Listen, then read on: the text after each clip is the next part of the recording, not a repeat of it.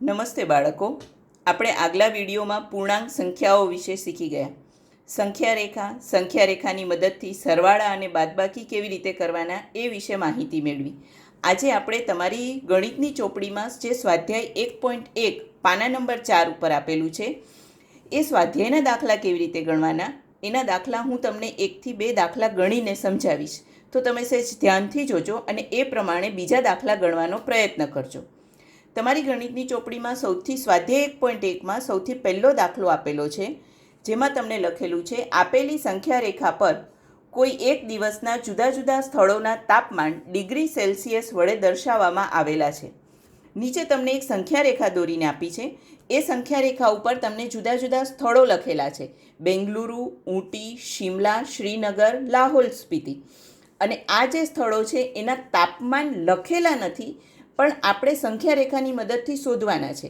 અને એના આધારે તમને નીચે A, B, C અને D એમ કુલ 4 પ્રશ્નો આપેલા છે. એ ચારે પ્રશ્નોના આપણે જવાબ લખવાના છે. તો સૌથી પહેલાં એ પ્રશ્ન જોઈએ. એમાં લખેલું છે આ સંખ્યા રેખાને જુઓ અને તેના પર દર્શાવેલા સ્થળોના નામ લખો. તમારે તમારી નોટમાં આ રીતે સંખ્યા રેખા દોરી દેવાની છે અને સંખ્યા રેખા દોરી અને હવે એની ઉપર જે બધા સ્થળો આપેલા છે એ સ્થળોના તાપમાન તમારે અહીંયા લખવાના છે.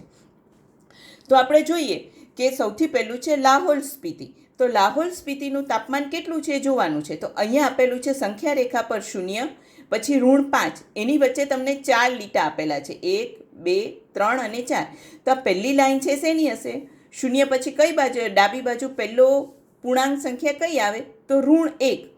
પછી આ -2, -3, -4, -5 લખેલું છે, -6, -7, -8. તો લાહોલ સ્પીતિનું તાપમાન કેટલું થયું? -8 ડિગ્રી સેલ્સિયસ, જે આપણે અહીંયા લખી દઈશું.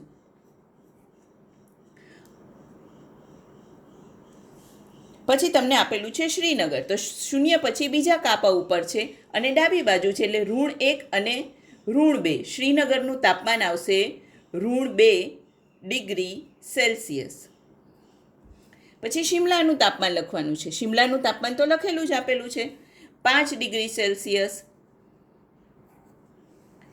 ઊંટીનું તાપમાન કેટલું છે? તો 10 પછી 11, 12, 13 અને 14, એટલે ઊંટીનું તાપમાન આવશે 14 ડિગ્રી સેલ્સિયસ.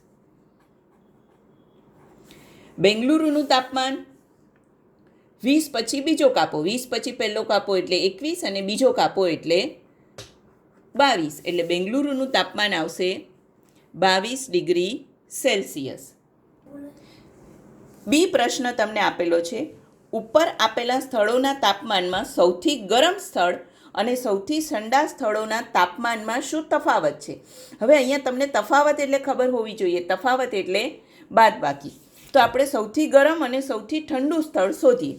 તો સૌથી ગરમ સ્થળ અહીંયા સંખ્યા રેખામાં સૌથી ગરમ સ્થળ એટલે જેનું તાપમાન સૌથી વધારે છે એ. તો સૌથી વધારે તાપમાન 14 કરતાં સૌથી વધારે છે બેંગલુરુનું, 22 ડિગ્રી સેલ્સિયસ. એટલે સૌથી પહેલાં આપણે લખી દઈશું સૌથી ગરમ સ્થળનું તાપમાન છે 22 ડિગ્રી સેલ્સિયસ. સૌથી ઠંડુ સ્થળ એટલે જેનું તાપમાન સૌથી ઓછું છે. તો સંખ્યા રેખા ઉપર સૌથી ઓછું તાપમાન તમને જોવા મળશે લાહોલ સ્પીતિનું, અને લાહોલ સ્પીતિનું તાપમાન છે -8 ડિગ્રી સેલ્સિયસ. એ આપણે લખી દઈશું. અને હવે આપણે એનો તફાવત શોધવાનો છે. એટલે સૌથી ગરમ સ્થળ આ આપણે લખી દીધું, સૌથી ઠંડુ સ્થળ, અને એનો તફાવત એટલે આવશે બાદબાકીની નિશાની. હવે જુઓ, 22 ઓછા -8.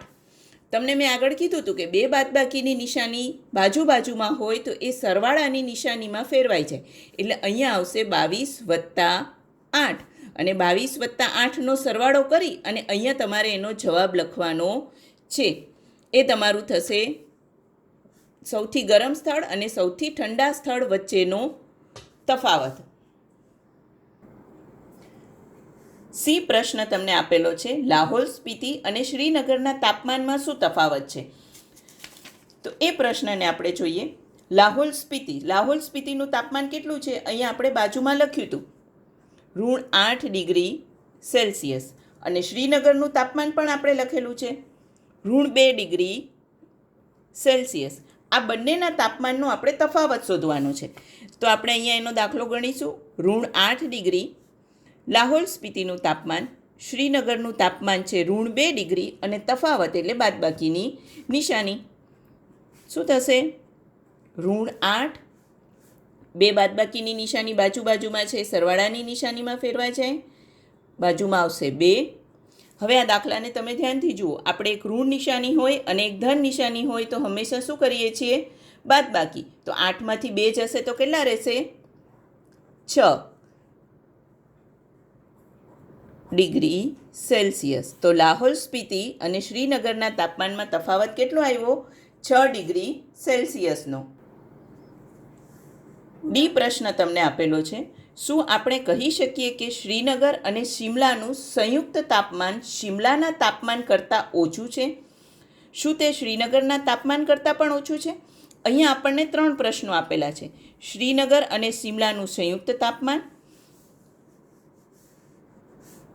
સૌથી પહેલાં આપણે શોધવું પડશે. તો સૌથી પહેલાં આપણે શોધીએ શ્રીનગર અને શિમલાનું સંયુક્ત તાપમાન. તો શ્રીનગરનું તાપમાન છે -2 ડિગ્રી સેલ્સિયસ, શિમલાનું તાપમાન છે 5 ડિગ્રી સેલ્સિયસ. અને સંયુક્ત કીધું છે. સંયુક્ત એટલે ભેગું, અને કોઈ પણ 2 વસ્તુને અથવા 2 અંકોને ભેગા કરવા હોય તો આપણે એનો સરવાળો કરવો પડે. તો -2 + 5. હવે એક ઋણ નિશાની એક ધન નિશાની એટલે આપણે કરીશું બાદબાકી. 5માંથી 2 જશે તો રહેશે 3. એટલે આપણને સંયુક્ત તાપમાન મળી ગયું 3 ડિગ્રી સેલ્સિયસ. હવે આપણે ખાલી કમ્પેરિઝન કરવાની છે કે શ્રીનગર અને શિમલાનું સંયુક્ત તાપમાન એટલે કે 3 ડિગ્રી સેલ્સિયસ શિમલાના તાપમાન કરતાં ઓછું છે. તો શિમલાનું તાપમાન કેટલું છે? અહીંયા તમને લખેલું છે. શિમલાનું તાપમાન 5 ડિગ્રી સેલ્સિયસ છે અને સંયુક્ત તાપમાન છે 3 ડિગ્રી સેલ્સિયસ. તો શિમલાના તાપમાન કરતાં સંયુક્ત તાપમાન ઓછું થયું ને, એટલે આપણે જવાબમાં લખીશું હા. બીજો પ્રશ્ન તમને કરેલો છે. શ્રીનગરના તાપમાન કરતાં પણ ઓછું છે. આ સંયુક્ત તાપમાન છે એ શ્રીનગરના તાપમાન કરતાં ઓછું છે. તો શ્રીનગરનું તાપમાન છે -2 ડિગ્રી સેલ્સિયસ અને સંયુક્ત તાપમાન છે 3 ડિગ્રી સેલ્સિયસ. તો 3 ડિગ્રી સેલ્સિયસ વધારે છે એટલે એના તાપમાન કરતાં ઓછું નથી. એટલે આપણે જવાબમાં લખીશું ના. તમારા સ્વાધ્યાયનો 3 નંબરનો દાખલો જુઓ. 3 નંબરના દાખલામાં લખ્યું છે સોમવારે શ્રીનગરનું તાપમાન -5 ડિગ્રી સેલ્સિયસ હતું. મંગળવારનું તાપમાન 2 ડિગ્રી સેલ્સિયસ ઓછું થયું. તો મંગળવારે શ્રીનગરનું તાપમાન શું હતું? આના માટે આપણે ફરી વખત સંખ્યા રેખા દોરવી પડશે. જુઓ, અહીંયા મેં એક સંખ્યા રેખા દોરી રાખી છે. એની ઉપર મેં તાપમાન લખી રાખ્યું છે કે શ્રીનગરનું તાપમાન સોમવારે કેટલું હતું? 5 ડિગ્રી સેલ્સિયસ, -5 ડિગ્રી સેલ્સિયસ હતું. હવે તમને આગળ એવું કીધું છે કે મંગળવારનું તાપમાન 2 ડિગ્રી સેલ્સિયસ ઓછું થયું. તો -5માં 2 ડિગ્રી સેલ્સિયસ ઓછું કરવા માટે આપણે ડાબી બાજુ ખસવું પડે.